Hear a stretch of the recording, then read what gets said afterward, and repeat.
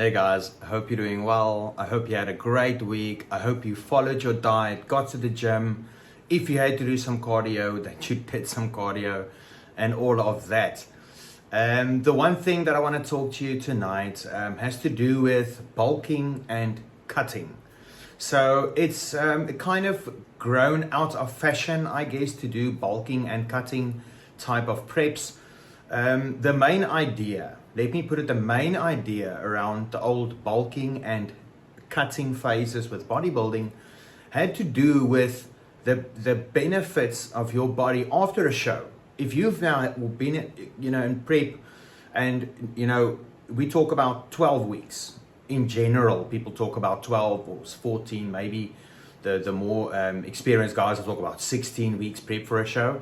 But that's only for one show, and normally people do more than one show. So if you do 2 or 3 shows perhaps a year, that could even be longer that you're in prep. And when you put your body in that diminished or calorie restricted state for that long, your body becomes like a sponge. So it's like any type of food you give it, you're gonna pick up so much weight, which some of you that have competed will know about this. You pick up weight like that, your body sucks up everything, thinking that finally now it has to kind of go back to the idea of your body thinking, we're still travelers, of our ancestors moving from one good place where there's tons of food, and then we'll be for long periods of time where we don't have food, and then we get food again. So it just stores it, So that's the one benefit that the old school bodybuilders used to love about competing, is you get that 12 or 16 week prep in, your body's really restricted, and then you give it food and then you blow up. That was the one way where they really try to pick up, as those 3 months after a show is, Ollie, an old friend of mine, a mentor, he used to say that those 3 months are the most important for picking up size, because your body really just utilizes everything to the utmost, And I think with a newer type of thinking, I guess, where it's kind of grown out of fashion, where people now are main gaining and things like that, and they're doing, still restricted diets after their shows, it has to do then with long-term goals. If you don't have a long-term goal and you're doing that, why? Why? Do you think you must do that? It depends on what your goals are. If you have long-term goals, a good off-season, utilizing it to the best those 3 months might be better than you still restricting your diet. If you want to improve year after year after year, you would need to utilize a tool like that. Main gaining, or I'm saying main gaining, in other words, maintaining whilst slowly gaining, definitely possible, definitely lots of athletes doing that. But it usually athletes at the higher echelons doing that. Guys that are at a lower level trying to get up, trying to break into new, you're never going to fucking get there, my bro. I'm so sorry to tell you that, okay? You need every now and again to push your body to break through barriers. If you look at that body mass index, is it BMR, BMI or some shit like that, we all have a certain weight your body wants to be, right? If you want to push over that, you're going to have to do some exceptional shit to do that. Your body's such a, and I mean, of course, you can go fucking chow down on McDonald's and Steers, and you can pick up the weight, no problem at all. But I mean, if you're looking at building muscle, so just kind of, I thought I'd give you guys kind of an idea around bulking and cutting, and if you've ever been in two minds about, should I always be restricted, or should I, be between a cutting and a bulking phase? And I'm saying bulking, that's such a, it's almost like they call in Afrikaans a vloekwoord, amper like a swear word, almost like a curse word, saying bulking because people think you get fat. Not necessarily. But for anybody that's used to being in incredibly good shape, for them, not being able maybe to see their abs would be a big deal.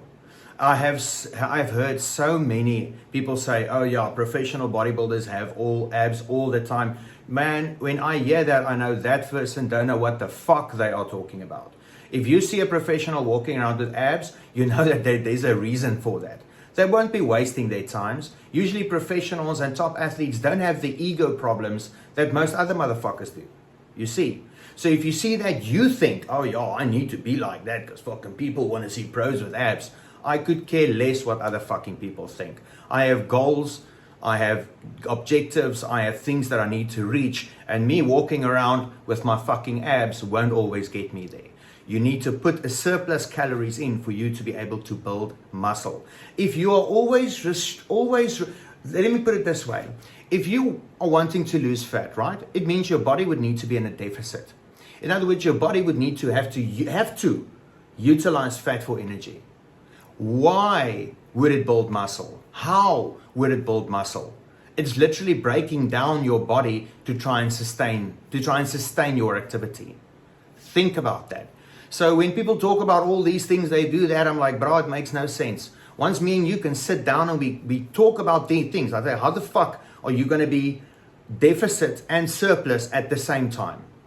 That's like an out-of-body experience. Good fucking luck with that. I'll see you in 2 years and you wouldn't have picked up 5Ks, motherfucker. So sorry to tell you that. And it's not me just spouting some bullshit. Experience. It's from experience, me working with lots of athletes, me having lots of bodybuilder friends, lots of coaching friends, coach friends over the years, what they do, what their athletes do, what happens. It's not just the way of the beast, the way of that. It's not just the way of the game. Okay, so it's. I don't think it's a good or bad. I just think you shouldn't get caught up in that. You should be focused on your goal at all times. Mine, from the beginning of my career, I knew that for me to be able to become a professional, I would need to be a certain body weight.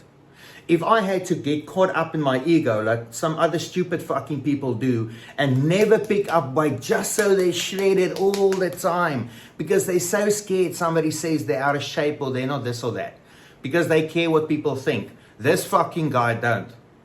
So you should not either. Lions don't care about the opinions of sheep. Ask that fucking guy back there. He don't give a fuck, bro. You understand? So don't listen to fucking people. I always say, amateur mindset, and it's not trying to talk down to amateurs. I was an amateur myself, but I try to remove myself from thinking like that because I had bigger goals. So you can't think like an amateur and become a pro. You need to think like a professional. So I never gave a fuck. I was always focused on the first show I did, I weighed 69 kilos.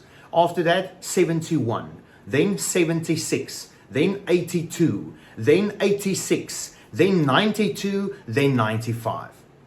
Up, the whole time. That was my focus, to get to a point, not between 92 and 95. I believe I'm incredibly dangerous depending on my condition. So you should kind of have these things in your mind. But now I've been doing it for so long. I always say I'm almost 40 years old. Like the limit, it's almost at the roof now. For me to try and get a lot bigger will be very difficult now. But when you're younger, depending on your weight and your goals, you can still push a lot for that. And that's what I did. I focused on those things when I could to get to my goal. When you get a little bit later on, like where I'm at now, the mass is there, but now I need to focus on aesthetics. So now that's my goal. So I do different things now to try and strengthen points that I wouldn't say were weak points before, but things that I can bring up that will really make your body pop. Again, filling out the silhouette. At the end of the day, that should be the long-term goal. Being an athlete every day is the same. The biggest difference between bulking and cutting is when you're on bulking, you can cheat a little bit more, you can be relaxed. And there's a necessity in that. Because when you're dieting like that, when you are dieting as a bulk, in other words, you're eating clean and that all the time, it's difficult because you don't have a mental break. And of course, you get athletes that love eating healthy foods all the time. You get athletes like that. I get that. They're very scarce. And I think they're lying sometimes. Oh, I love broccoli and chicken. Yeah, bro, if you put steers in my mouth, that's what I want to eat, But of course, when I'm dieting, like I'm prepping, that's not stuff I can do. So the biggest change is the diet. Your mindset, your consistency, your training, everything still needs to be on point.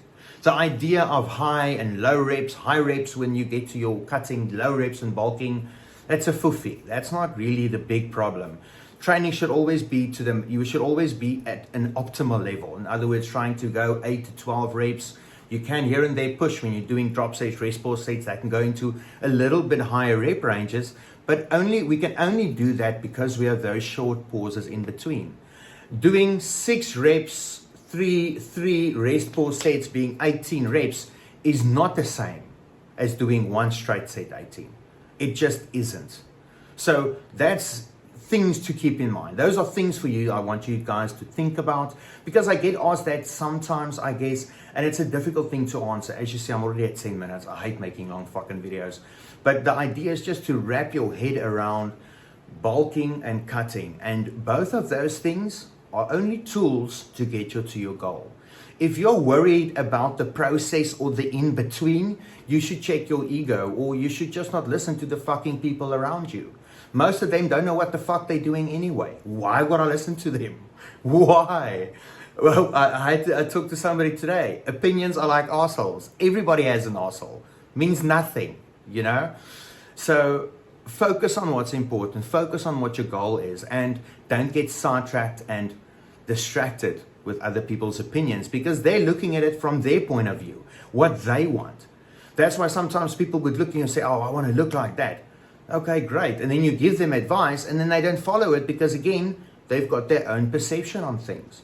So take it from who it comes, you know, or make sure that the person that you're listening to, take the information.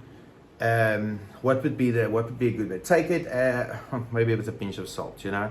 Just always consider it. At the end of the day, it's still your decision what you do, and don't let your ego cloud your judgment. Have a great night, guys, and I'll see you Monday. Tomorrow I'm sending out a video again, a little bit of motivation, a little bit of stoic mindset stuff that I want you guys to really focus and work on, because that's a difficult part. Like, I can send diets, I can send training programs, that makes fucking, if people don't, if their mindset and attitude's not right, that means nothing. Okay? Have a great night, guys. Cheers.